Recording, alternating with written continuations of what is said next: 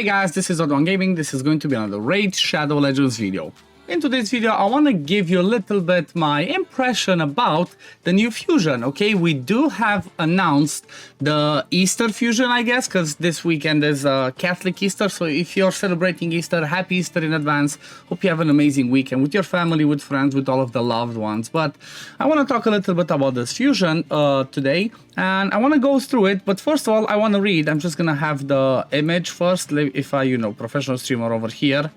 I didn't have anything prepared. Actually, I did. Over there. There we go. So this is what it looks like. Her name is Eostrid Dreamsong. Okay, so we're gonna go through her kit, but first I want to hide it so you guys are not tempted to read it. First of all, let's see what Raid says about her. So it's going to be a fragment fusion, which means we're gonna have to collect fragments, kind of like all the other fusions, which means we're not gonna have to level up other foods like this for Relic Keeper, Brodma, or like the Armand's one was. So this one should be a little bit easier. So she's Silver Watcher, Legendary Support, Force Affinity. What they say is Eostrid, I'm definitely going to butcher her name, is designed as a versatile support unit with great buffing and debuffing capabilities, turn meter manipulation, and passive healing. You'll find her kit useful in various areas of the game, especially in dungeons, versus Hydra, and in your arena teams. Now let's take a closer look at her skill set. Okay, her A1 does that, her A2, it's like, I'm not going to read what they say about their skills because we're going to go through them. She also has a strong utility passive, synergized with the rest of her kit. She brings increased speed in arena battles. Okay, so TLDR, she's good everywhere, so from what they say, she's versatile. So let's see what she's actually about. So on the A1, Slumber Wisp attacks one enemy, has a, 75% chance of placing a sleep debuff for one turn. If the target is under decreased speed or weakened, debuff placed by this champion has a 75% chance of placing a sleep debuff for one turn instead. Apart from arena, maybe where you can land debuffs, I feel like this A1's pretty useless. I mean, maybe 75 can be pretty good for a Stand Devil, but it's not reliable enough. Like, I would not build it for a Stand Devil. Apart from that, Sleep is one of the weakest debuffs out there because, out of the control ones, I mean, because if somebody gets hit, splash damage, poison takes, HP burn, whatever, they get woken up, and that sleep is basically irrelevant. So I don't find this A1 to be really powerful. If you guys disagree, leave it in the comments below. I'm curious about your opinions. Then let's see, the A2, Burst of Spring, 4-turn cooldown, goes down to a 3-turn cooldown, that's pretty good. Attacks all enemies, that's good. Has a 100% chance of placing decreased speed debuff and weaken debuff for 2 turns. Also decreases the turn meter of all enemies by 15%. Okay, so the AoE decreased speed and weaken sounds like this one can be a really powerful skill for Hydra.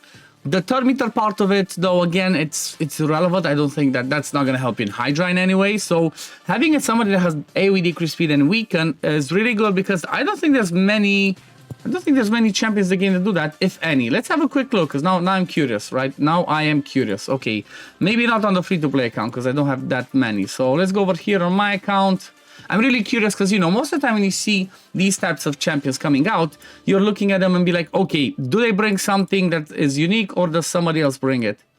Okay, so, let me remove the smaller ones. Okay, AoE, so weaken and decrease speed. Single target, AoE weaken only, decrease speed is on, weaken is on the A1. Theodore does AoE weaken, decrease speed on the A1. Single target. So basically, unless I don't have, maybe I don't have them, but if you guys know somebody else, she's going to be the first champion in the game that's going to bring an AoE decrease speed and weaken. So maybe because of that reason, could be interesting for Hydra. However, like I said, the turn meter control from that part is not that good. And is weaken really that worth it to bring her in when you have somebody like a V6, for example, that brings decreased speed? I'm not sure. So it sounds decent for a progressing account that doesn't have, maybe didn't reach V6 or doesn't have too much. This one can be helpful. Okay, like I'm already down on her. Why am I being like this? Okay, let's see the A3, Blessed Dreamsong, 6-turn cooldown, goes down to a 4-turn. Places an AoE increase, places an increased speed buff and increased attack buff on all allies for 3 turns. Okay, that's strong. Increased speed, increased attack, that's pretty good. With a decreased speed and a weaken, sounds a good combination. Also fills the turn meter of all allies by 15%, then grants an extra turn. So basically, this one's kind of like, what's his name? Like Nekmoar. Is this gonna be Hell Hades' Nekmoar finally? Is this gonna be it? Let me have a quick look again at Nekmoar, because Nekmoar, if I'm not mistaken, does AoE decrease speed, AoE increase speed and turn meter boost on his A3. On the 4th turn cooldown, they grant him an extra turn. Why can I not find anybody? Like, I'm so prepared today, guys, as you can see, so prepared. But yeah, let's check Nekmoar. So she kind of seems, maybe she's like a variant of Nekmoar. So increase speed and turn meter fill by 30% grants an extra turn, 4th turn cooldown, whereas she brings increased speed and increased attack with a 15% turn meter. It's not stronger than Nekmoar's, but she brings the increased attack as well. Still has the extra turn. Nekmoar then has the AoE decrease speed and leech. Leech, I believe, to be a bit more useful, honestly, than Weaken, because it allows you to now bring a healer because of the leech. 3-turn cooldown for her. I wish the A1 was an AoE as well, honestly. If the A1 was just an AoE hit, even if it still had the same thing with sleep, she might have been better. But even like this, I guess it's pretty decent. Let's see the passive. Whenever this champion or an ally has the turn meter increased, heals all allies based on their max HP. The percentage value of the heal is equal to half of the turn meter increase. That's pretty good. So when she does this turn meter boost on the A3, basically 7.5% of their max HP is going to be a heal. And if you have somebody else, it doesn't say that it has to be from her. Like if you have a Nekmoar alongside her, or somebody like a Molly, an Arbiter, anybody else that brings turn meter boost, they can basically heal because of that. And increase speed in arena battles. Honestly, this arena lead doesn't sound too powerful for me, because I don't really see her being used in arena. I might be wrong. Leave it in the comments below if you think she's gonna be like, she has the increased speed, increased attack over here, but I'm not sure she's gonna be good for that. So the way that I see her kit, especially because she's force, like I said, basically she's a force Nekmoar, I guess, because Nekmoar is a spirit.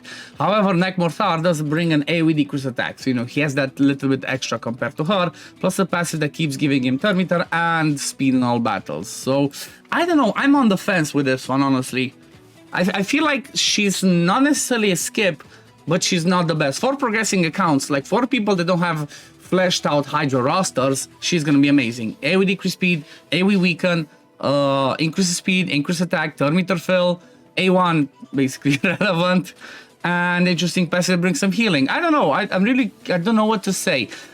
I'm not gonna do it on the free-to-play, that's one thing I want to mention, because, well, we got a few more weeks of the free-to-play, like a couple of weeks to go. I'm not sure I'm gonna have the time. Baby is gonna be born any minute now, so I'm not gonna have the time to invest too much into doing it. But I think on the main account, I think I'm gonna go for it, because it's a Fragment fusion, okay? So being a Fragment fusion makes it to be a little bit easier, which kind of, I guess, increases her value from my point of view. So she might be interesting. I might do some testing with her. Like, if we're gonna get test server, I might do some testing in Hydra, like just putting her basically in my Hydra team instead of Nekmoar, putting her and seeing how the team goes. I'm really curious how that's gonna work. But anyway, I'm gonna leave it at this for today, guys. Thank you all for watching. As always, if you do enjoy my content, don't forget to like this video, subscribe to the channel to see when I upload next, and I'm gonna see you on the next one. Peace, love, take care, everyone. Bye, guys.